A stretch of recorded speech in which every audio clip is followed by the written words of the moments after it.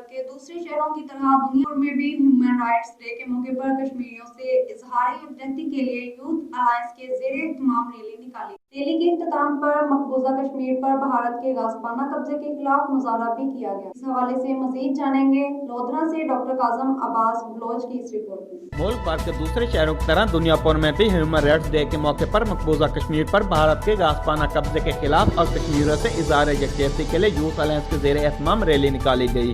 Youth alliance دنیا پور کے صدر محمد عبد المنان نے ریلی کی قیادت کی۔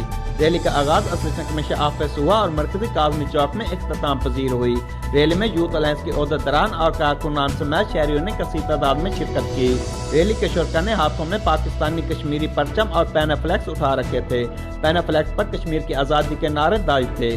ریلی کے شرکا نے پاکستان زندہ باد، کشمیر بنے گا پاکستان اور کشمیر پر مظالم بند کرو کے نعرے لگائے۔ کشمیریوں سے اظہار یکجہتی کے نعروں سے فضا گونج اٹھی۔ ریلی کے اختتام پر یوتھ الائنس کے صدر محمد عبد المنان اور نائب صدر محمد افاق چٹھا نے ریلی کے شرکا سے خطاب کرتے ہوئے کہا کہ کشمیریوں کی آزادی کے لیے کیے گئی جدوجہد ضرور رنگ لائے گی۔ بھارتی مظالم کشمیریوں کے بلند حوصلوں کو نہیں روک سکتے۔ مسئلہ کشمیر کے پائیدار حل کے لیے پوری قوم متفق ہے اور کشمیر کی آزادی تک ان کے ساتھ شانہ بشانہ کھڑی ہے۔